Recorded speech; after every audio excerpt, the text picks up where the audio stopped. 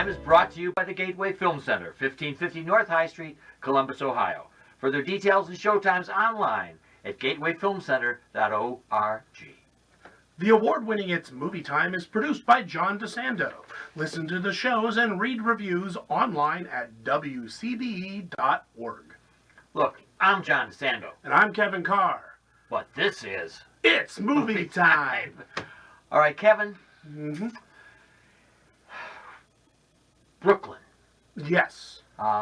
It has one of my absolutely favorite young actresses ever, Saoirse Ronan. Yeah. And if you remember where we first noticed her in Atonement, right? That's where she really came on the scene. Yeah. And she was young, too. Yeah, 13. I mean, she was like 13. Yeah. And got an Academy Award nomination. Yes. And then I really took to her with Hannah when she played a kick-butt survivalist. Yeah. And so now we have her in Brooklyn. Yeah. So tell our audience a little bit about it. Well, I think what's interesting is because those were both Joe Wright movies, and this isn't. Right. And she plays a woman from Ireland in her early 20s who decides to move to America and goes to Brooklyn, where, of course, all the Irish went there in Boston. Not 1930s.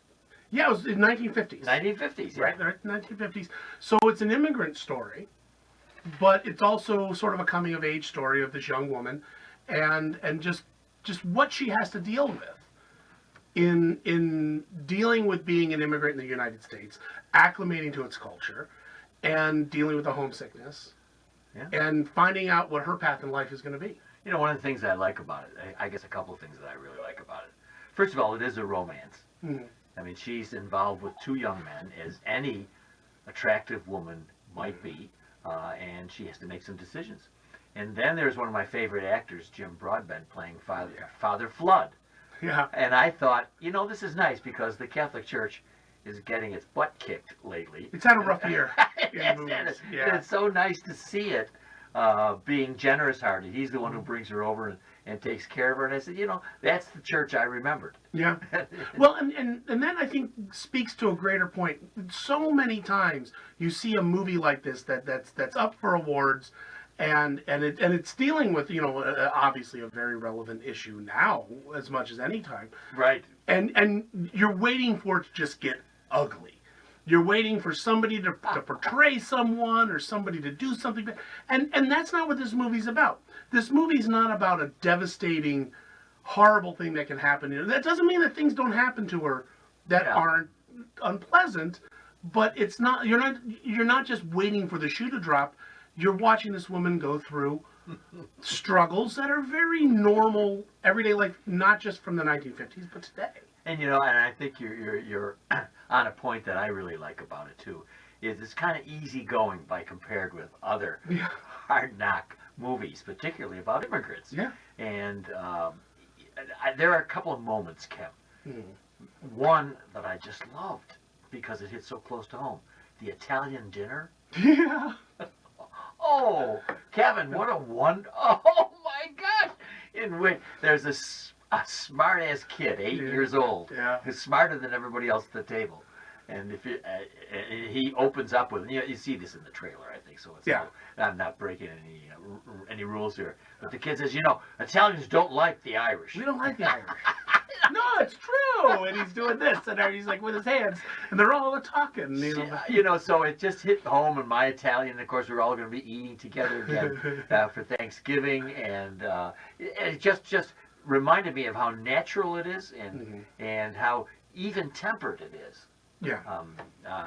And I think, let me see. I'm trying to think. There was another scene that I really loved. Anyway, it's that part of it that makes me feel, first of all, that I know this character. Yeah.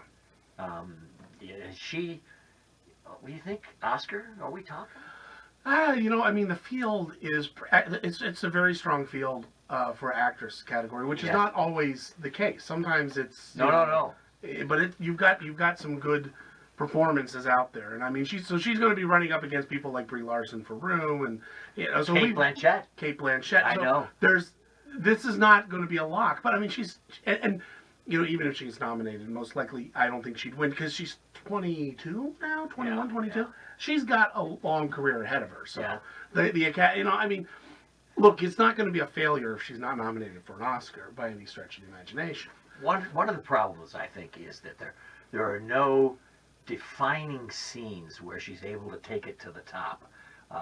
There's no Oscar clip. Right there. Exactly. But that's part, yeah, and you know what? But that's part of her character. She's polite. She's restrained. Yes. And getting Saoirse Ronan as the star works because, and I described it. My wife and I were watching the movie, and I described it as she's the epitome of fair. When you use fair to describe a woman as beautiful, good. That's the way she's. The Irish probably would. Yeah, and that's yeah. She's very Irish looking. She has, and she's pale, but she's not like overly pale. She's very pretty, but she's not like, it's not like dropping Angelina Jolie in the role. But the movie attempts not to overplay her look, so it has kind of a dowdy look to her. Yeah. And then reserved. Reserved, yeah. But not like she might stop you on the street, where she's so beautiful. But if you get a close up of her eyes, yeah, and these blazing blue eyes, oh yeah, and you say, oh my gosh. And then the part I like too is that the director, John Crowley, takes her in the ocean, and she gets into a bathing suit, and you say, oh my, okay, she is an attract, Well, the bathing suit scene's so great because it shows up a couple times, but it shows that it's like what she's wearing. You look at it and you be like, well, she looks like she's in a 1950s bathing suit, But especially back home, everyone in Ireland is like, oh my gosh, you're naked almost, and I think it balances that really well. I think it balances the struggle with being a new immigrant in America and trying to acclimate to the culture, but also surrounding yourself, which a lot of immigrants do, and my family did when they came over.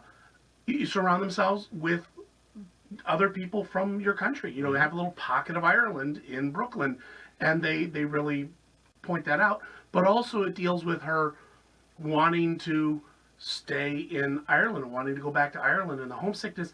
And it shows that when you make a major change like that, there is this weird netherworld where you're not quite Irish, but you're not quite American yet either, and you kind of have to decide where you're going to settle. I love that tension. I thought another part of it feeling so real to me, besides having seen it with my immigrant grandparents, who, in order to acclimate themselves, to assimilate themselves, really left their Italian somewhere else and tried very hard to become. And so I got lost out a little bit on some of the Italian cultures. They tried to become American.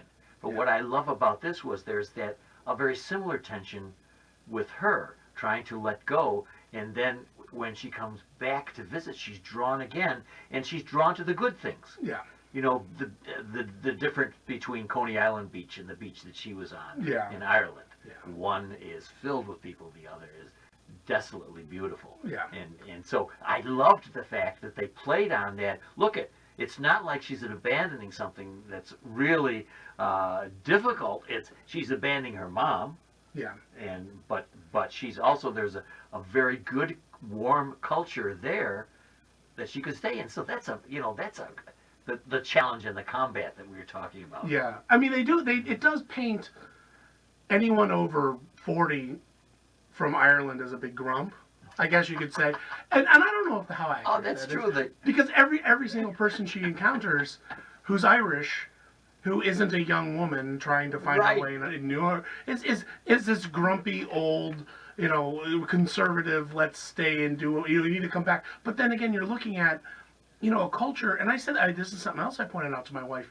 In Ireland in particular, you had the wanting to keep everybody there, keep what was there, because you lost so many people to other countries during the famine, which is just 100 years before that. And you're dealing with the immigration from Ireland during the World Wars.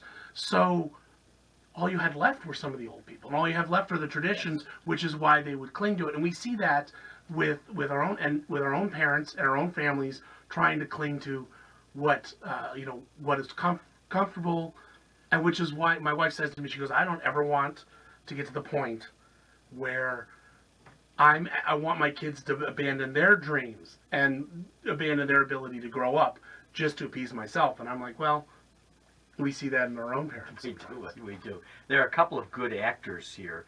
I wanted to mention Emery Cohen, who plays Tony.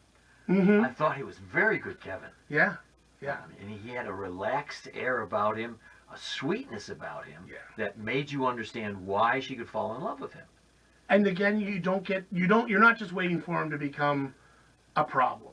Right, yeah. You know, he's there, and it's funny because so many people have said over, especially this year, where you got, you know, the men get the actors get the meteor parts. He plays the doting woman.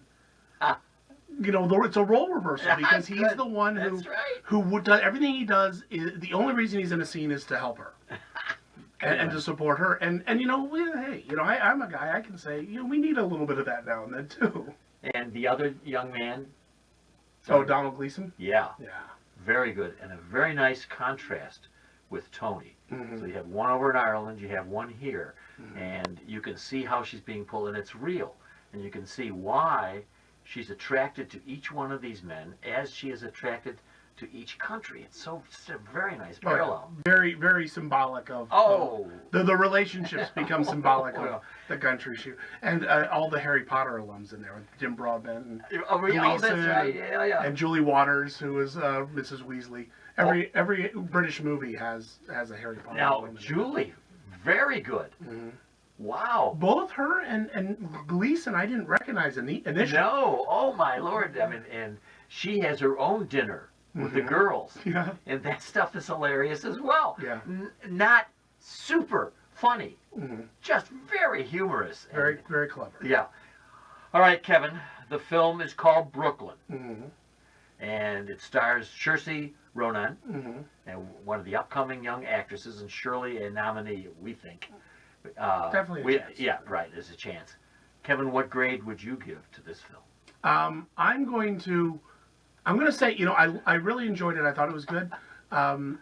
It obviously it's not a big action film, but I enjoyed it. I'm going to give it a B+. Okay. Because I thought it was definitely worth seeing. It's very charming. All right, a good word. And I'm going to award it an A-, simply because I've never been to Ireland, and now I think I might go.